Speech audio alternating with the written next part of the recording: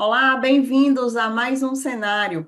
Hoje vamos falar sobre um tema central para o futuro econômico do Brasil, que é a reindustrialização.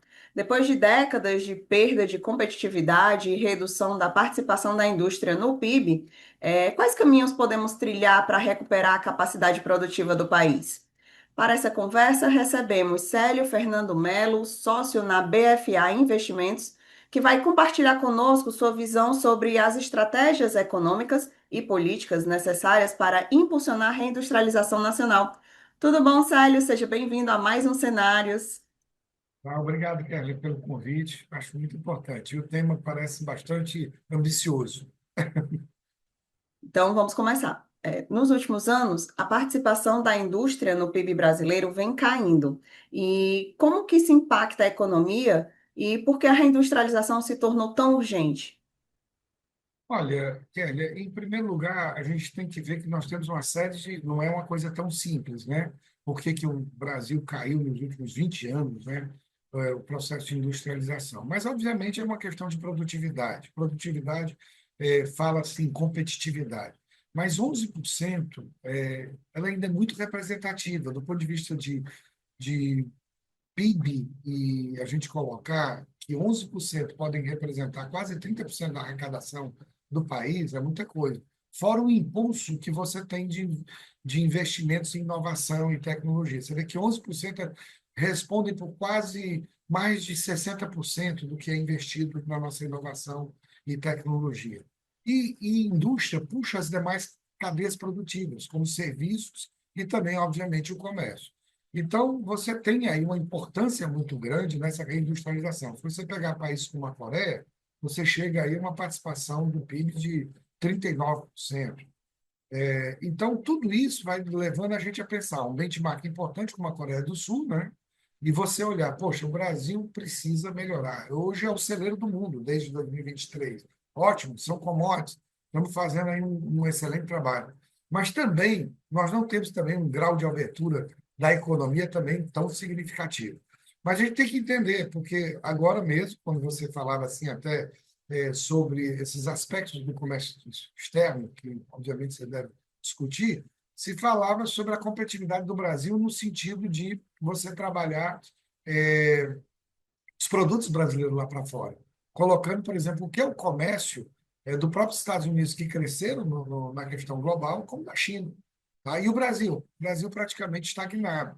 Tá? Ele não tem assim uma oferta muito grande de produtos industrializados lá para fora. Nós somos realmente ainda um mercado primário exportador em grande parte, né? Quando muito um drawback, né? Quer dizer, você traz a mercadoria de fora, vira montador aqui e manda para o exterior novamente. Então, tudo isso leva a uma discussão bem profunda, mas, obviamente, se você olhar isso na questão do balanço externo, como é que o Brasil está, na questão da inovação, na tecnologia, na criação de empregos e tudo, a nova industrialização do Brasil, ela diz muita coisa para você, para o Brasil se tornar um protagonista mais importante e que dispute fatias do mercado internacional. E, obviamente, dando maior qualidade, em primeiro lugar, nessa visão de justiça social, para a gente poder dar melhor qualidade de vida e renda para os trabalhadores do país. E quais seriam, Célio, na sua visão, os pontos-chave para o Brasil recuperar sua capacidade produtiva e a competitividade industrial?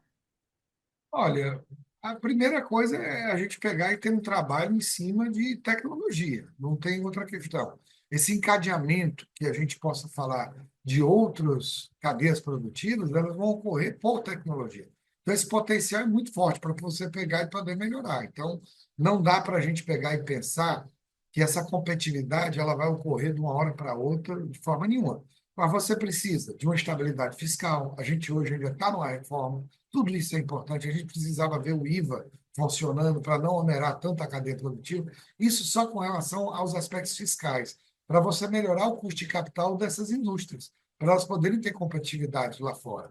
Mas não é só isso. Você também tem um problema da nossa burocracia. Nossa burocracia, do ponto de vista de licença, se fala muito em one-stop shop, para você pegar e dar uma velocidade maior. Recentemente, a gente viu esse movimento aí também das exportações junto aos Estados Unidos, porra, para não perder a exportação, e de repente eram ordens dizendo corra, corra, corra. E eu pensava, como eu lhe dizia, por que que não corre sempre, entendeu? Porque assim a gente seria mais competitivo. Será que o processo alfandegário ele está correto? Os nossos portos estão realmente em construções tecnológicas e corretas? Será que a nossa infraestrutura, quando se fala do intermodal, a gente sabe que está aqui a Transnordestina, no próprio Ceará, chegando para poder a gente poder transportar grãos, tá certo?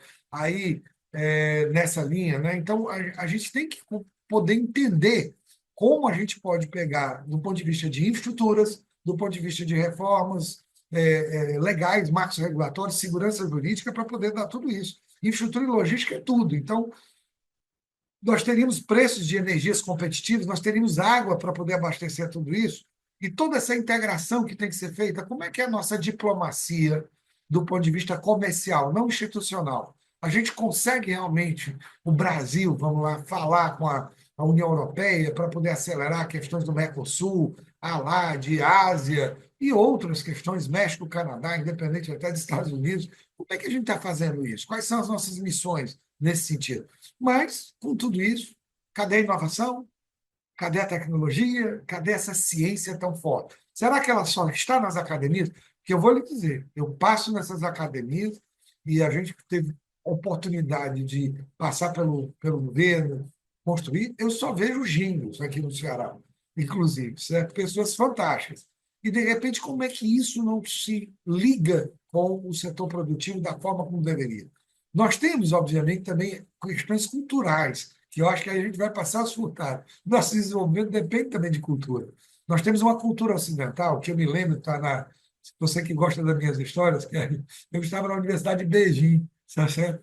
E o diretor principal, né, da Universidade de Beijing, isso há 20 anos, hein? Era, acho que em 2004, 2005, 2005, pá. Era o começo do relatório do Goldman Sachs que falava sobre Rússia, Índia e China, e eu fui numa missão. Forrest Gump total, né? Eu estava lá com o Conselho Federal de Economia e com o Itamaraty. E, de repente, esse diretor disse assim, sabe qual é a diferença de vocês para nós? Eu fiz London School, ele dizia. Ah, aí um outro lá, amigo nosso, disse assim, tá vendo? Você foi aprender no Ocidente. Eu fui aprender no Ocidente o que eu não deveria fazer. Aqui eu continuo na economia confuciana. Isso há 20 anos atrás. E ele dizia, vocês fazem um trabalho de curto prazo de 2 anos. As suas empresas nascem e quebram rapidamente. Nós aqui, o nosso curto prazo é de 10 anos. O CEPA, que foi um acordo que nós já tínhamos com a Inglaterra, Hong Kong, o CEPA é um acordo onde é uma nação, dois sistemas, né? Foi feito para 47 anos. Isso depois a gente ter tido Hong Kong com a Inglaterra há 99 anos. Olha como é que o chinês falava. Ele falava em 150 anos. O plano 2050 que o Ceará fez já era dentro de uma visão da visão de desenvolvimento da China, o VDC, que hoje já está em 2080. Então, é muito interessante a gente entender o que é olhar uma visão até de cultura ocidental. Nós somos pragmáticos. Eu chamo muito que a gente tem a ignorância pragmática. Isso é de um amigo, né, que eu coloco, eu tenho que citá-lo, né, que é o Dino. Ele um dia, sério, existe muita ignorância pragmática. Mas aí eu peguei e fui decifrar o que era a ignorância pragmática. A gente tem que ter um poder de síntese, não é para falar tanto, viu, Kelly? Porque é para dizer sim ou não. Só que quando a gente. Aí é Lauro de Oliveira Lima, tá? A gente emburrece quando estuda, porque a gente aprende que para ter a síntese, a gente tem que ter a tese e a antítese. A tese e a antítese nada mais é do que um diagnóstico. É os pontos fortes, pontos fracos, aquele SWOT das estratégias corporativas, ou é aquela visão onde você analisa o que é bom e o que é ruim, a tese e a antítese para poder chegar na síntese. A pessoa pega, vai tomar uma decisão, não tem a tese e a antítese. Sai da cabeça dela. É um juízo de valor. E o pior, quando isso é um problema do sistema político deformado, você coloca a pessoa numa posição que ela não tem nem curva de aprendizado, nem tem curva de experiência. Aí nós conseguimos encontrar a ignorância pragmática. A pessoa pega, não tem a síntese, não tem o diagnóstico, mas é uma pessoa que, opa, Kélia, eu vou dizer, a nova industrialização brasileira é só botar inovação, tecnologia, botar infraestrutura e acabou-se. e estamos resolvidos. Melhoramos a mão de obra qualificada e pronto. E por que que nós já não fizemos isso? Cadê a ação? Eu quero o plano e vamos amanhã começar, porque pessoa boa é a pessoa que pega e tem ação amanhã, no outro dia. E não é assim. Eu tenho que ter material didático, eu tenho que saber quais são os cursos, eu tenho que saber, eu tenho que ter laboratórios, construir ciência e tudo e tal. Aí você olha assim, poxa, é isso. Aí nós temos uma cultura que, de repente, tem a ignorância pragmática como símbolo de uma chave. E a nova industrialização brasileira, ela começa a aprofundar essa discussão com N significados, com N questões que são importantes. Tem que falar de integração comercial? Sim, porque eu tenho que encontrar, primeiro, para viabilizar qualquer projeto de qualquer indústria, eu tenho que ter mercado. Seja o mercado interno, seja o mercado externo. Opa, estamos falando uma linguagem. Aí eu sigo. E aí, o que mais que você precisa? Poxa, meu produto é competitivo, esse meu óculos aqui realmente funciona da maneira adequada e tudo, ele tem, é titânio, é não sei o quê, eu consigo fazer? Não, eu não consigo fazer placas solares. Eu tenho que importar tudo da China. Aí depois eu trago placas solares que são assim, igual esse celular, certo? Só uma chapa. Será que isso é o que funciona? Eu pego e prego no chão uma placa e aí pronto, pego o sol e tem a emissão da fotovoltaica. Aí a gente começa a aprender que o sol se move durante o dia, sabia, Kelly? Aí então você começa a aprender que você pode ter uma rotatividade nisso, entendeu? Aí eu posso pegar o quê? Mais fotovoltaica, né? Ah, mas tem uma coisa, quando eu prego no chão, aquele semiárido, que é extremamente produtivo, eu pego e estou criando zonas pré-desertificadas, porque eu estou colando uma placa no chão, ao invés de ela ter altura, para poder ter vento, para poder respirar o próprio solo e etc., porque lá tem ingrediente. Opa, você está aprendendo. Depois eu vou descobrir, e aí vem os gênios do Ceará, vai descobrir que talvez a melhor forma era uma forma em movimento de um cilindro para poder pegar todos os negócios. E é do Ceará, hein? E aí você começa a aprender que não é desse jeito. Mas chega lá no Japão, alguém pegou e colocou agora a placa de titânio. Aí pronto, acabam-se as placas menos modernas. Então, titânio vem da onde? Ciência, tecnologia, inovação e mais. Sustentabilidade. Eu estou falando de energias renováveis. Opa, mas tem um outro problema nessa sustentabilidade. Essas energias renováveis, Kélia, elas têm. E onde é que eu jogo essa placa depois? Como é que eu vou fazer economia circular, reciclar só? É outra questão cultural e que a gente bate a cabeça. Temos que trabalhar a economia circular. Economia circular tem que ser de transição. Eu tenho que mudar a matéria-prima. Isso foi a professora Beatriz Mello, do Japão, dizendo isso numa tese de doutorado, uma cearense fantástica. E ela disse o seguinte: ó, se não mudar a matéria-prima, como é que eu vou pegar e ter economia circular para o resto da vida? Pelo contrário, no Japão estava aumentando as indústrias de reciclagem pela economia circular, ou seja, o lixo vai aumentando e as ilhas no Pacífico cada vez maiores. Não é isso. Sustentabilidade ou encontrar sustentabilidade é a mudança de materiais. Então, quando eu estou com uma placa solar, e aí, para onde vai depois dessa placa solar? Qual o tempo dela? E uma placa de titânio? Eu vou Você vai tirando fazer minério embora e uma tudo. energia renovável com um material que não é renovável. Eu tenho que pegar e encontrar matéria, mas isso vai demorar um tempo. Mas eu tenho que pegar e pensar. O petróleo e gás, pior. Gás do efeito estufa, as questões de mudanças climáticas. Era ainda, eu preciso ter justiça climática, ou seja, é justiça social, é visão de inclusão, é visão que tem uma população hoje de 8 bilhões caminhando para 10 bilhões e que é a sobrevivência humana que está aí, a humanidade que nós estamos discutindo. Quando se falou no Net Zero, é para isso. E a nova indústria brasileira precisa ter certificado sobre isso. Ela tem que ter o blockchain. Você lembra do blockchain? Tem que ter a marca, onde eu possa rastrear facilmente lá fora que aquele material, 100% dele, é um material biodegradável, alguma coisa que o valha no sentido da sustentabilidade econômica, ambiental, dentro da sua, do, do que existe de maior em termos de ciência no mundo. Então, eu não posso só produzir esses no celular aqui no Brasil e não saber de onde vieram os componentes, essa capinha, essas coisas e tudo. Isso é rastreabilidade. Você vê, já começou a ficar, pô, estava tão fácil, eu só precisava inventar um celular. Opa, inventar o celular com, só bastava fazer energia renovável. Opa, fazer energia renovável com o quê? Com que materiais, aonde, como é que você vai fixar isso? E qual é essa posição? Então, e não é só green economy, não é só economia verde. é a gente entender que tem uma economia azul que é quase tão grande como a nossa economia verde. A Amazônia Verde ou a Amazônia Azul, a gente fala hoje, o Brasil da economia verde, ele tem hoje 70% desse território terrestre já é a nossa Amazônia Azul. Então, a Green Blue Economy que tem que ser discutida, ou seja, a verde azul economia, porque os biomas se integram. E quem é que discute biomas integrados ainda no Brasil? Ninguém. Você começa a discutir, vamos resolver o bioma da Caatinga, e eles são todos integrados. Isso é complexidade, é visão sistêmica, é interdependência, é interconexão. Não é falar de uma maneira assim, eu quero uma nova industrialização no Brasil, mas eu tenho que falar de um capital humano que tenha lideranças, mão de obra altamente qualificada e que também encontre essa narrativa, essa linguagem, não, como a gente diz, prolixa, não. Ela é adensada, ela é aprofundada, ela tenta fazer uma síntese, mas de uma série de disciplinas, de uma série de múltiplas dimensões. É assim que a gente vai ter que pensar. O nosso cérebro já era assim, cheio de neurônios ligando, e ele tem que conversar desse jeito. E não é uma questão só de ser cientista, é ser um empresário que vê a área administrativa, a área comercial, a área de operações. Ele está vendo tudo. E ele tem que ainda ver o mundo externo, e ainda tem que pegar de recursos. Cadê o capital para essa nova indústria brasileira? Eu vou ter capitais que sejam competitivos em relação ao mundo? É isso.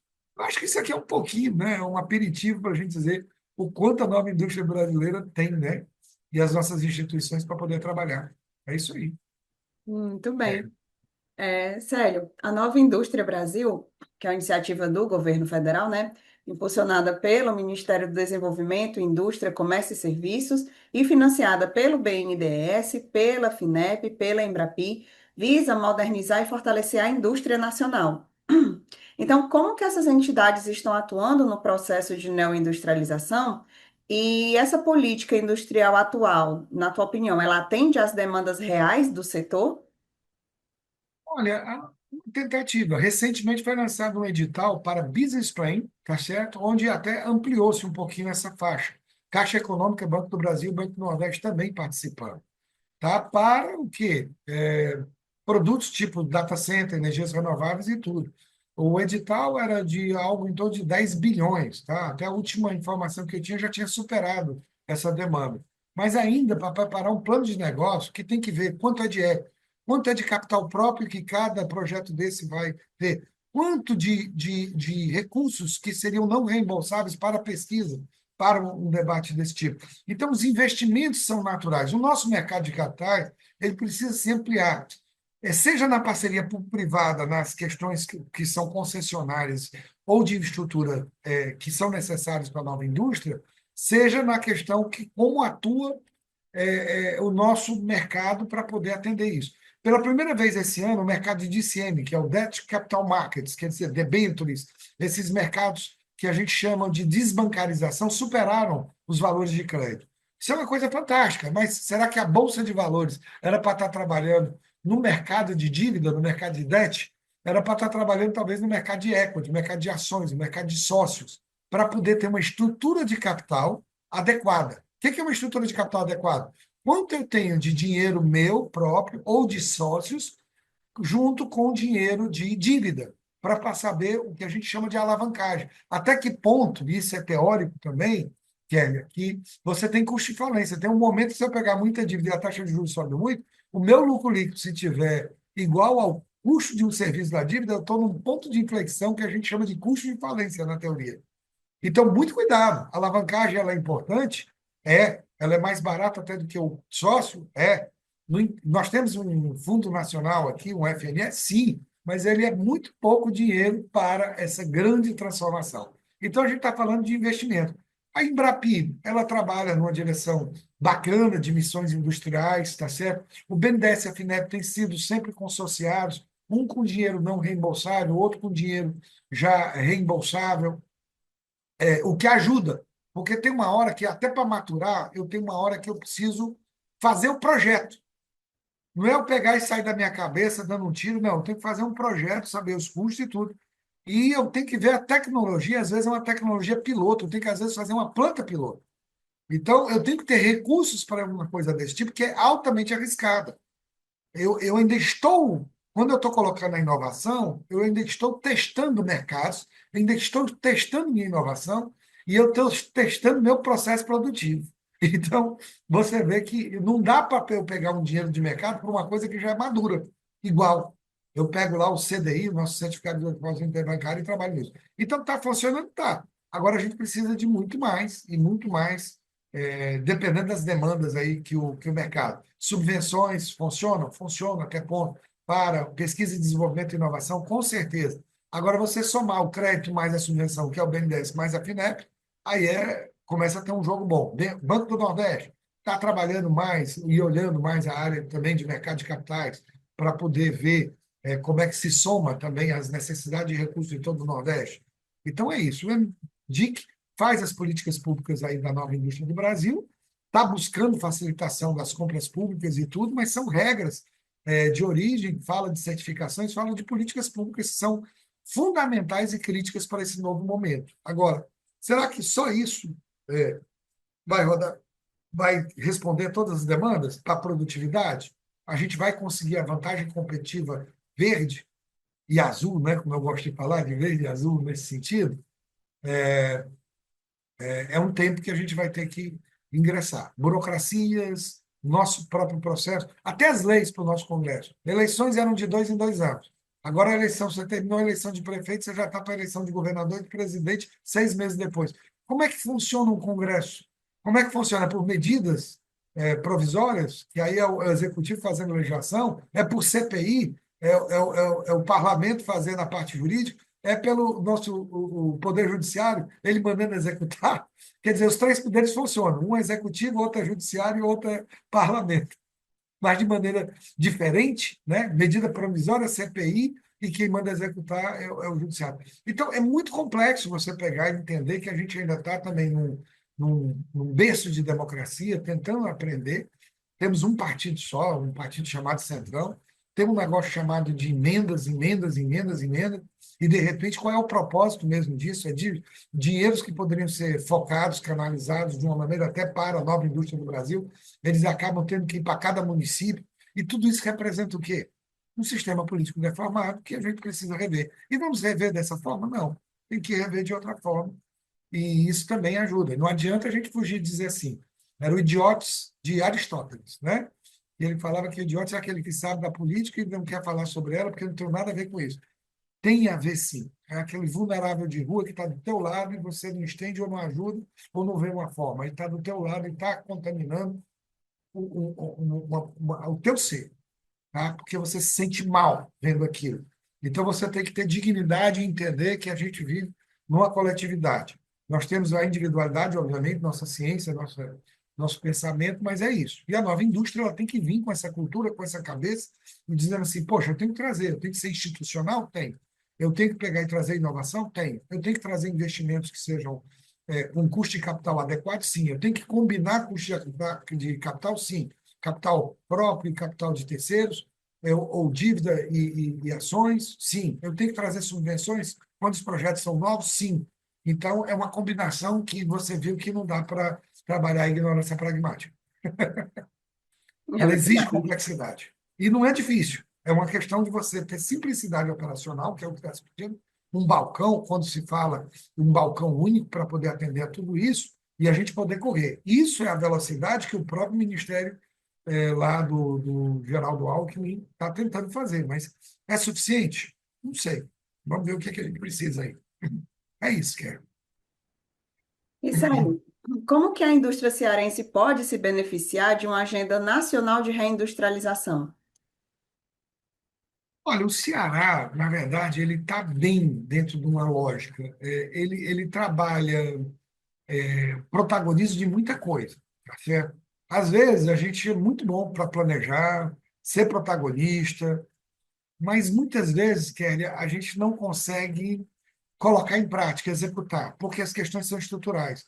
Não dependem nem de prefeituras ou governos, dependem do governo estadual, dependem do governo federal, dependem de lógicas de instituições federais. Então, isso é difícil, mas a nossa aderência à nova industrialização brasileira começa pela liderança. Acho que a FIEC está fazendo um belo trabalho, tá certo? Ela consegue ser uma boa articuladora, ela traz lá o agro para perto dela e começa a trazer essas condições para que a gente se beneficie de uma agenda nacional que seja importante.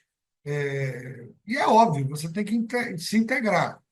Quando você traz aqui para um auditório, traz todos os stakeholders, né, que a gente chama, todos aqueles que participam, fornecedores e clientes, para ver os recursos que existem do BNDES, do BNB, da FINEP e etc. A gente está voltando dentro disso. Também organizar a nossa ZPE. A nossa ZPE foi a primeira e tem tido os melhores resultados. Então, mas você tem que ter uma ZPE com o Porto e com o CIP. Quer dizer, tudo isso integrado, mas mais e também integrar o próprio Porto, o CIP e a ZPE, a própria Secretaria de Desenvolvimento Econômico e a ADESE. Então, você tem aqui uma organização que políticas públicas estariam na secretaria, mais isso. Mas é só isso? Não, porque você tem uma Secretaria de Infraestrutura, você também tem uma Secretaria de Meio Ambiente, e você tem uma Secretaria de Educação, você tem uma Secretaria de Ciência e Tecnologia, você tem a Secretaria de Povos Indígenas, porque você também tem que trabalhar, até para um PCI, a questão dos povos indígenas, a questão de inclusões, a questão da assistência para aqueles que estão mais vulneráveis ou em situação de risco maior. Então, você vê que essa articulação é fundamental para que a gente possa transformar o Ceará dentro dessa plataforma e se desenvolver. O que a gente está conseguindo? A gente está conseguindo, muitas vezes, chegar à frente à ciência, mas, em seguida, outros estados conseguem assumir protagonismos que antes eram do Ceará.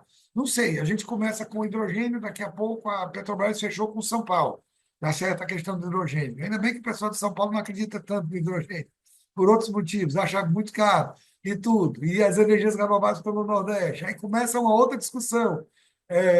E aí, esse negócio de hidrogênio é bala de prata e não sei o quê. Aí começa uma outra discussão, mas hidrogênio não é só para energia, hidrogênio é para a gente sair dos 12 bilhões de dólares de importação de fertilizantes. O Brasil, em 2023, virou o quê? Celeiro do mundo, superou os Estados Unidos, né? Em termos de exportação de grãos e tudo. E aí o que acontece? A gente precisa de uma coisa chamada amônia, para misturar com fosfato ou fósforo, para que a gente possa ter o centro-oeste abastecido. Quem sabe chega a Transnordestina, a gente atende aí o Matopiba no início, depois a gente consegue chegar aí no centro-oeste, ligando também com a Norte-Sul. E tudo isso é bom, porque você vai criando situações que são importantes para o Ceará ter essa condição. São termos, né, que você vai perdendo, fechando. E o trem que vai, ele já volta carregado. A gente vai trazer os grãos e leva o fertilizante. Essa consideração, ela é fundamental dentro do que a gente fala hoje em termos de ligação ao menor custo. Eu não posso ter vagão vazio na hora que eu trouxer até uma... E não é dizer assim, a ferrovia é coisa do passado. Olha a discussão que existe. Não, é necessária, ela tem menor custo. Minério de ferro sem ferrovia é pedra, sem valor nenhum, entendeu? Porque você precisa de uma logística barata. E isso a gente tem. E nada impede da gente ter um mundo digital, que é necessário para tudo isso, como eu disse, ou por satélite, ou por microsatélites, ou por drones, acompanhando tudo. Ou você pegando e criando inteligência artificial para poder discutir essa indústria. Ou, como está o Ceará também, de novo, protagonizando os data centers. Aí, com a Casa dos Ventos, colocando um volume de recursos que acho que não tem no mundo. Não tem no mundo um volume de recursos que foi colocado pelo principal acionista da Casa dos Ventos, que pretende colocar no Ceará em termos de um data center, ou data centers nesse sentido. Ou micro data centers, que você possa espalhar por todas as universidades ou indústrias. Tem muitas informações que você mistura tecnologia com intermodal para trabalhar a logística e trabalhar tudo isso de forma geral. E o Ceará tem isso? Tem. E está trabalhando bem isso? Está. Precisamos ter mais velocidade, a gente precisa ver como é que são essas regras também dentro do Ceará para dar velocidade a tudo isso, e que se a gente tenha linhas de transmissão de energia que possam atender até o data center, ou possam atender o hidrogênio, né, e etc. E etc. Eu sei que a energia renovável está sobrando, tá certo? E a gente está faltando é o transporte dessa energia para poder atender essas futuras e encadear aí uma indústria protagonista que o Ceará, de repente, verde, no Ceará, verde e azul, né? Se eu for falar até de energias offshore, até o último dado que eu tinha, não sei se aumentou, eram 25 pedidos de licença ambiental para energias offshore. Energias offshore são energias que, pelo menos dados que existem mundiais, colocam a nossa costa aí, e é uma costa assim, que pode ser a 20 quilômetros, 40 quilômetros para frente, como uma das maiores eficiências do mundo em termos de eólica offshore, fantástico. Mas isso também precisa de tecnologias digitais, como PLC, Power Line Communication, que eu preciso transmitir energia e fazer comunicação de dados para poder fazer a gestão de tudo isso. Você vê que tudo, às vezes você me pergunta, Kevin, está interligado mesmo. Eu falei de economia azul, falei de transição energética e transformação digital, só em falar em energia offshore. E a gente É ainda nem tem uma verdade. legislação e ainda não temos ainda sequer uma pesquisa ainda bem aprofundada nos nossos verdes mares. O Ceará Azul dos Verdes Mares ainda precisa avançar em tudo isso, até nas suas plantas piloto, em mar. Essa é por É aí. Então, verdade. tem muita chance, tem muita coisa boa aqui. Então, eu sou otimista. Então, eu acredito que a gente tem pessoas, o Ceará tem o cearense, tem gênios, e tem pessoas que podem fazer mais. A nossa execução é que está deixando um pouquinho a calhar e a gente pode perder. A gente tem que dar velocidade. Ser pragmático, sim, mas com velocidade, mas com adensamentos, com profundidade. Não é ser pragmático achando que amanhã a coisa funciona porque eu tive uma ideia, ou que um amigo deu uma ideia. Não é por aí, não. Tem que aprofundar estudos, mas com velocidade. Acreditar. Quando você acredita, não fica dando morosidade. Você faz rapidamente os trabalhos e a coisa anda. Tá? Isso dentro do desenvolvimento sustentável que está se pedindo para o mundo. É isso. Não sei se atendi aí, que se o Ceará pode ou não pode, aí também depende. Mas é a Eles tríplice são R, cenas para 70 anos. os próximos capítulos, não é? Governo, empresários, academias, startups, e novos. Você vai criando aí várias L's, né? Mas para começar, a tríplice hélice é a coisa mais importante que existe nesse momento. Muito bem. Mas pode E, falar. Célio, a próxima pergunta, né? A sustentabilidade, ela faz parte da agenda industrial há décadas, né? Não é uma coisa de agora, né? De 5 anos para cá, né? Já está aí há décadas, né? Em 1992, durante a Conferência das Nações Unidas sobre o Meio Ambiente e Desenvolvimento, realizada no Rio de Janeiro, foi elaborada a Agenda 21, que representa um compromisso das nações de agir em cooperação e harmonia na busca do desenvolvimento sustentável. Então, baseado nos acordos globais, né, não só na Agenda 21, em todos os acordos globais, né, como que a indústria brasileira deve equilibrar as exigências ambientais com a necessidade de expansão produtiva? A indústria brasileira, é aquilo que a gente falou, nós vamos ter que encontrar uma saída para esses custos menores que o país precisa, né? Que é um custo Brasil que tem problema. Nós temos que diminuir o risco regulatório. Quer dizer, a gente tem que ter clareza nos marcos regulatórios e, vamos dizer assim, eu não quero tirar a burocracia, mas ter uma burocracia eficiente para que a gente possa ter transparência. E quando a gente fala dessas agências, essas receitas que são colocadas verdes e azuis, como eu gosto de falar, sobre sustentabilidade, a gente tem que pensar em financiamentos verdes, a gente tem que pensar em green bonds, a gente tem que pensar também como trazer, porque quando você pega e começa a mitigar problemas ambientais, isso tem um custo maior a princípio, enquanto você não tem escalabilidade. Então, você precisa encontrar um instrumento de financiamento adequado para essas novas tecnologias que vão sendo colocadas, novas tecnologias para poder atender o meio ambiente e, obviamente, nunca esquecendo o ser humano aí no meio do jogo. E aí, de repente, a gente está fazendo coisas que, em primeiro lugar, não podem contaminar de forma nenhuma o ambiente. E a gente tem que avançar, por exemplo, descarbonização industrial. Pode ser daqui a 10, 15 anos e etc., ao longo do tempo. Você tem que ter um plano de médio e longo prazo, sem nenhum problema. Mas as indústrias têm que ter essa consciência. Eu não posso pegar. Nós temos a vantagem de poder ter uma siderúrgica verde, uma mineradora verde, uma cimenteira verde, tá certo? Dentro do que o Brasil oferece nessa matriz energética já existente hoje, que já é protagonista no Brasil todo. O Brasil é a melhor matriz energética do mundo, por conta da hidrelétrica. Agora, para fazer a hidrelétrica, tem muito problema ecológico. Hoje eu não faria mais tantas hidrelétricas. Eu tenho condições de fazer energias eólicas e fotovoltaicas com abundância e poder cobrir o que as hidrelétricas um dia fizeram para o Brasil. Feito já o custo ecológico que ocorreu das hidrelétricas, eu acho que a gente tem que pensar que é um paradoxo agora, para não derrubar o sistema nacional, é questão das térmicas a carvão e tudo, tudo isso tem que ter na verde, entendeu? Então, tudo isso também tem que ser trabalhado. Para a gente poder trabalhar a Convenção de Biodiversidade, fazer uma diligência correta com relação a tudo isso, diligências até para que nossos produtos sejam certificados para poderem estar na Europa, nos Estados Unidos. Estados Unidos hoje eu não sei, certo? Mas na Europa ou na Ásia, com certeza, os certificados de sustentabilidade vão ser necessários.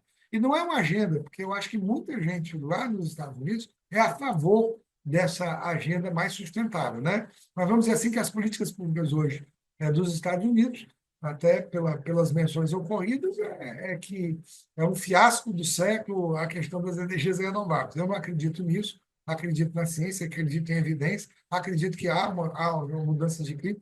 Acho que tem algo que é geocentrismo mesmo, mas acho que as maiores mudanças climáticas são antropocêntricas. Para a gente não ficar também num discurso que é só o homem, não. Eu acho que tem alguma coisa no universo também que pode estar conspirando que a gente nem conhece.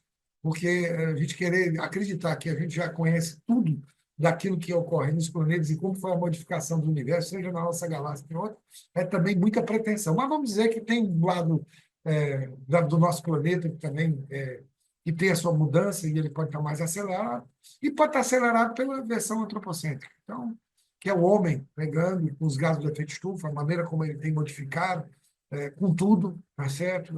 Na sua industrialização. E a sua industrialização tem que encontrar uma taxonomia que seja sustentável. Né? Não pode ser diferente. Ela tem que ter um regramento, uma lógica, um processo que mostre essa sustentabilidade, que o Brasil tem que ser sim, não tem que ser esse protagonista. Se o Brasil quiser estar, não assim,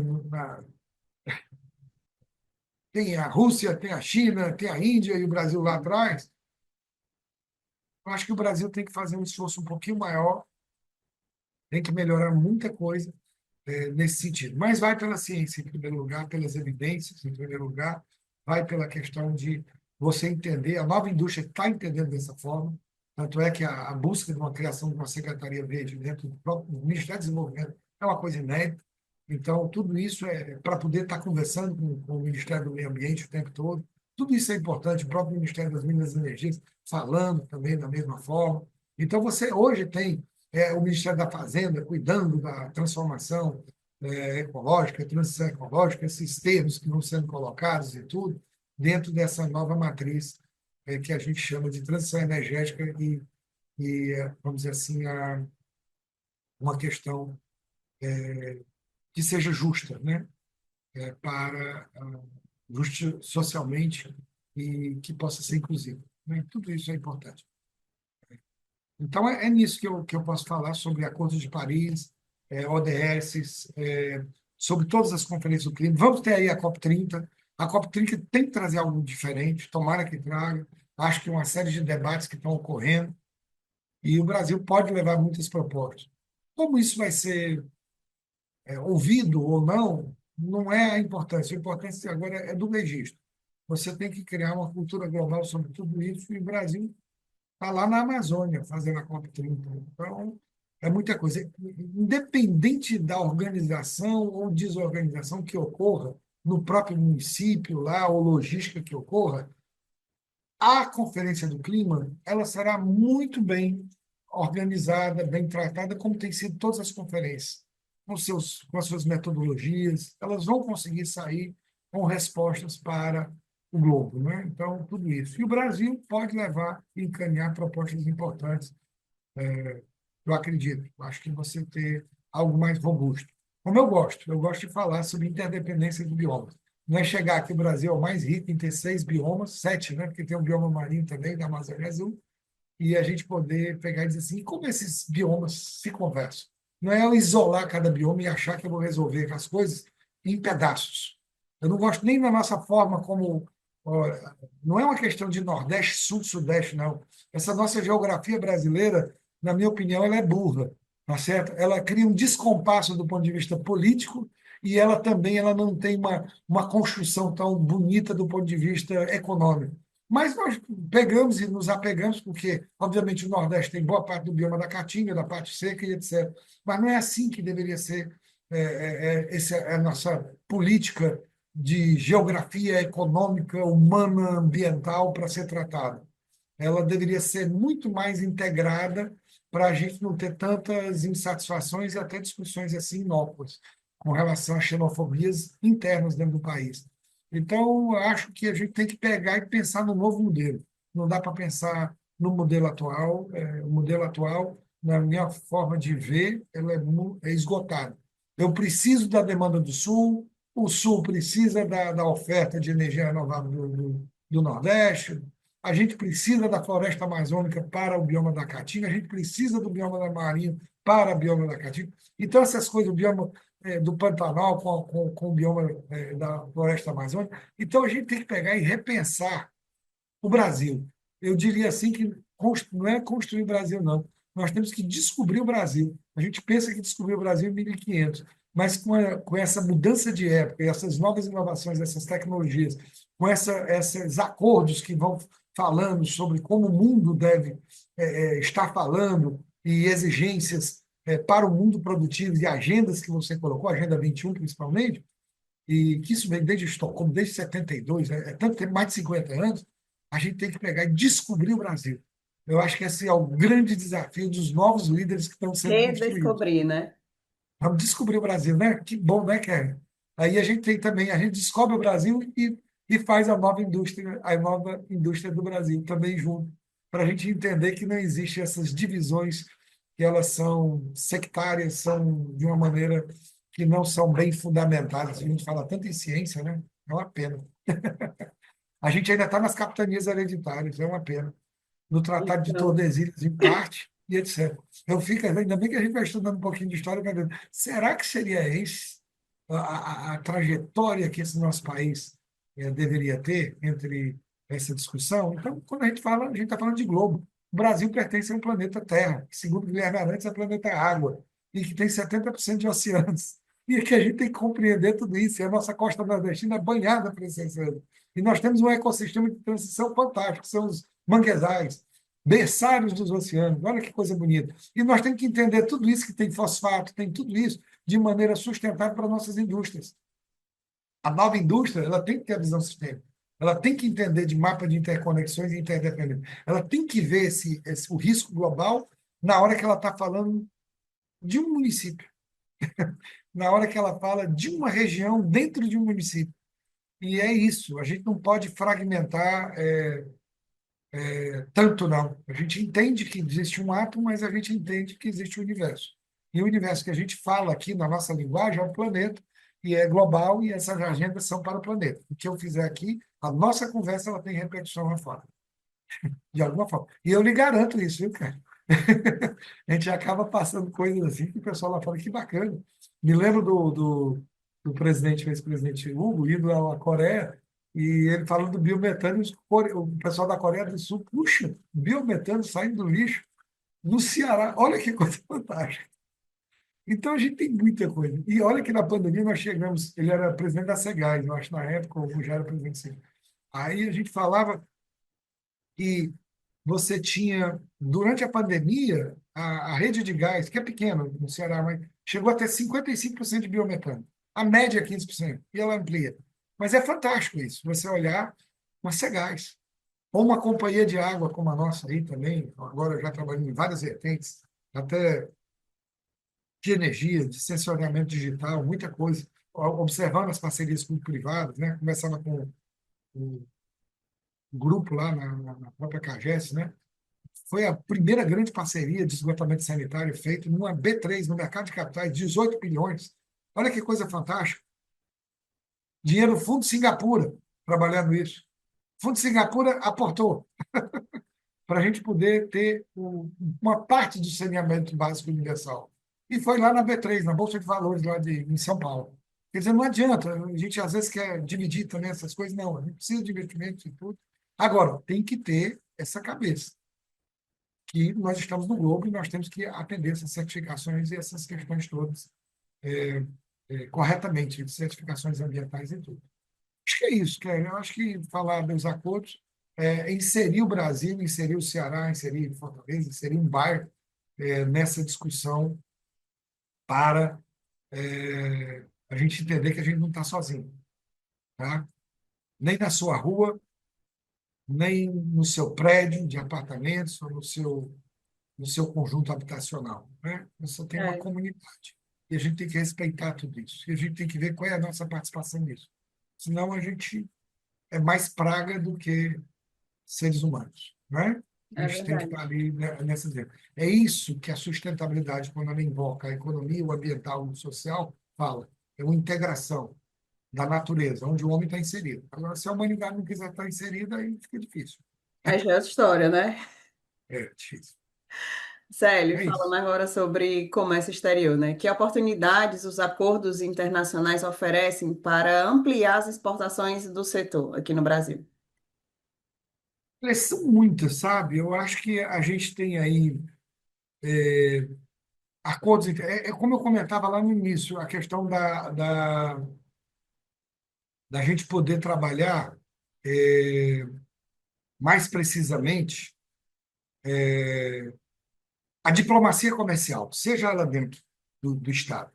Mas também tem a protodiplomacia. Eu não preciso só. A paradiplomacia, ela trabalha com a diplomacia, ou seja, o Estado do Ceará trabalha com o Itamaraty, com o governo. É a paradiplomacia. E a protodiplomacia, que é uma coisa inicial, mas ela pode ter outros atores.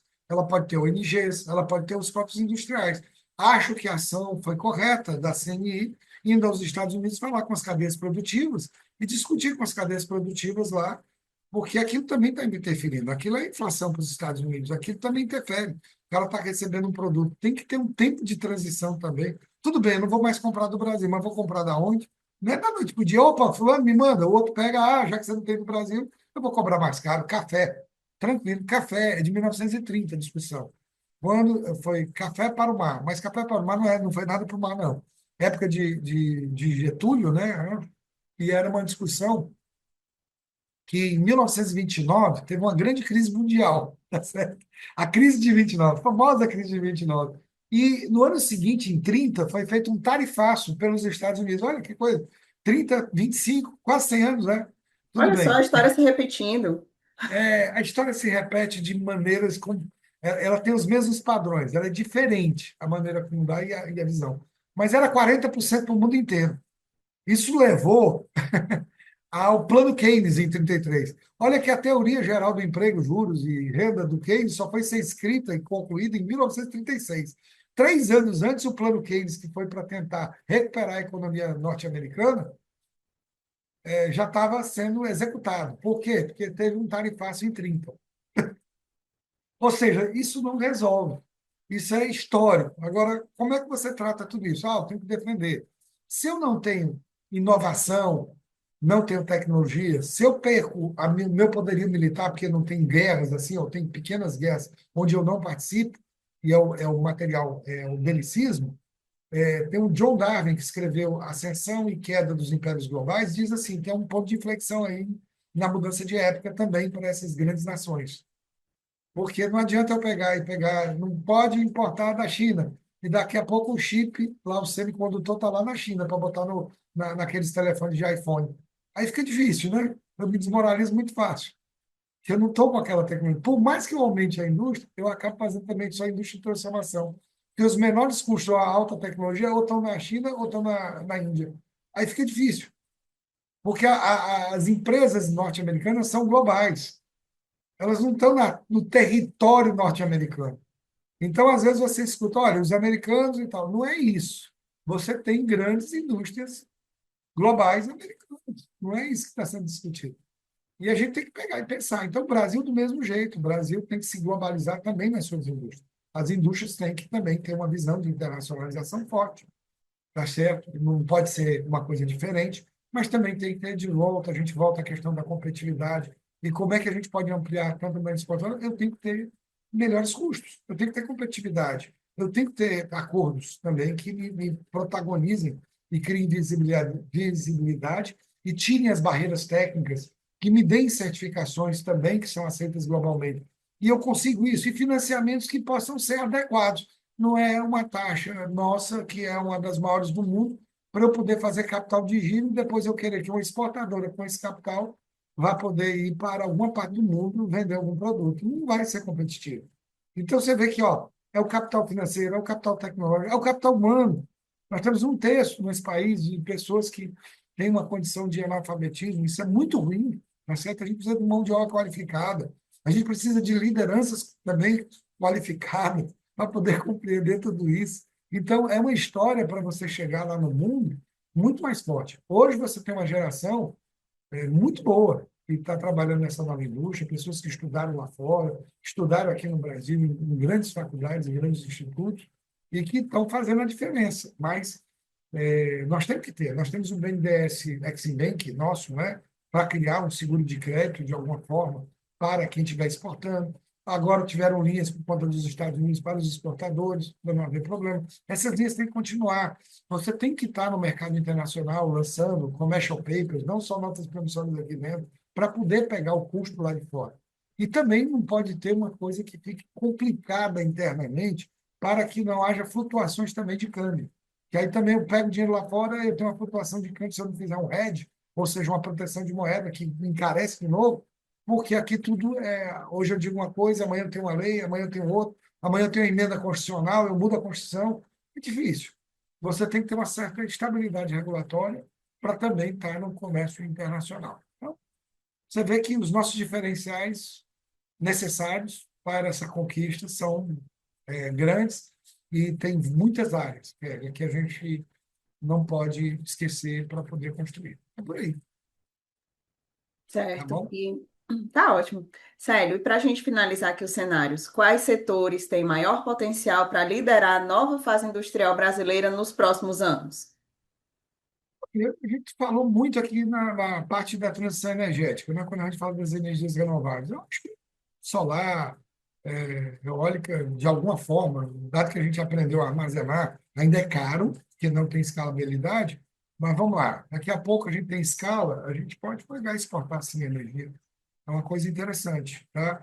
O próprio hidrogênio verde, dentro dessas questões de seus derivados, amônia, com certeza, tá certo? A gente pode ser exportador disso e com grau. Mas com o tempo, a gente tem que ter escala. Não é fazendo um óculos que eu vou conseguir produzir. Esse óculos sai caríssimo se eu fizer só um. Agora, se eu fizer 1 milhão de óculos, é diferente. Às vezes o pessoal diz, está vendo como é que o custo disso é alto? Claro, eu ainda nem comecei, não tenho nem demanda. Eu não sei nem se vai ser SAF, se vai ser a aviação que vai consumir, se vai ser um, um, um navio, se vai ser um ônibus. Eu tenho que encontrar a demanda até para a nova matriz energética, quando eu falo de hidrogênio. Mas nós temos vantagem. Materiais de baixo carbono, né? O aço, cimento, que a gente já falou, alumínio, que todos eles podem ser de uma economia verde, né?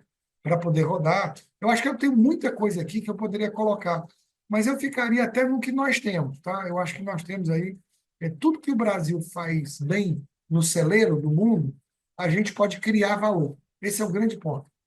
Ao criar valor, nós somos competitivos para o mundo. E criar valor significa uma série de questões: regulação, velocidade, aceleração, processos rápidos e tudo e tal, tecnologia, inovação e tudo em cima de tudo isso. E, obviamente, com essa visão da sustentabilidade. Eu acho que é fazer isso com ordem e tentar entender o que é uma indústria 4.0, entender toda a pesquisa e desenvolvimento que tem que estar em cima disso, toda a mão de obra qualificada que tem que estar dentro disso, tá certo? Se a gente vai ter exemplos como Coreia e Alemanha, que são ensinos técnicos aprofundados, que tem mão de obra qualificada para poder atender os PIBs industriais dessas nações, né, que tem grandes PIBs industriais, nós temos que seguir o mesmo caminho, não é inventar a roda. Tá bom? Então, é por aí, capacitação e tudo isso. Mas laboratórios vão trazer muita coisa. Os laboratórios aqui no Ceará são fantásticos. O que eu vejo é um melhor do que o outro, e com uma ligação até com o mundo externo muito grande. Então, é isso, Kelly. Eu não sei se atendi, mas é vasto o mundo. E até aqueles materiais que ainda não estão sendo discutidos, a gente pode ser protagonista. Por quê? Porque nós estamos conseguindo transformar. recursos que antes eram escassos em abundantes. É uma lógica bacana. E eu gosto de repetir sempre a mesma visão. Se há 2.500 anos a gente falava em ar, água, pedra e fogo, em ar, hoje a gente fala em vento, em água a gente fala em blue economy, em mar, em pedra a gente fala de minerais, em fogo a gente fala do sol. Antes era o éter, o etéreo. Hoje eu vejo que é o conhecimento, é o homem. A humanidade ela pode pegar. E dentro do Brasil, olha os 4 elementos que eram antes filosóficos da filosofia grega, né? E a gente pegar e encontrar hoje como competitividade, é uma competitividade global, vantagens competitivas globais. Então, a gente pode ainda fazer muita coisa, novos produtos, novas coisas, semicondutores que nós não temos, os novos semicondutores, as novas redes, talvez, do mundo quântico que chega aí, que supera o mundo digital, de alta complexidade. Sei lá, vem muita coisa aí quântica que a gente vai falar. Quem sabe a gente pega e dá um salto quântico para esse novo momento. A gente sai dessa órbita e pula do meio dessa órbita para uma nova órbita que ela é muito mais favorável para o que o Brasil possui de vantagens competitivas globais que até o próprio Brasil desconhece e que ainda vai conhecer se aprofundando na ciência. É isso. Eu agora termino sempre assim.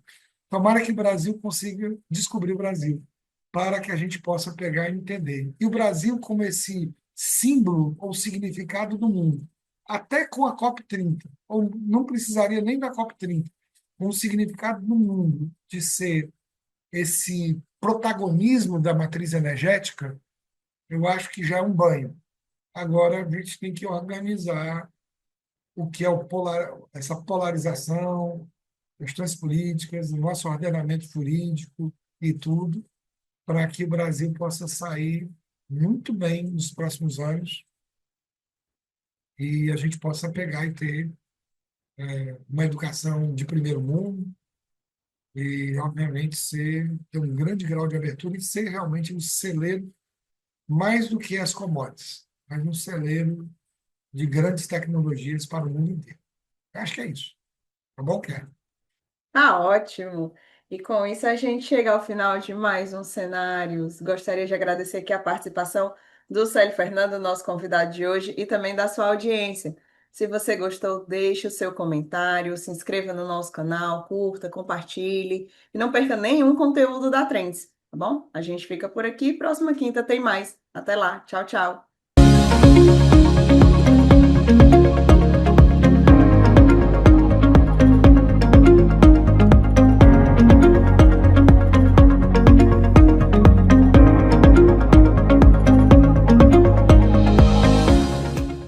Inscreva-se no nosso canal, ative o sininho e fique por dentro dos melhores conteúdos.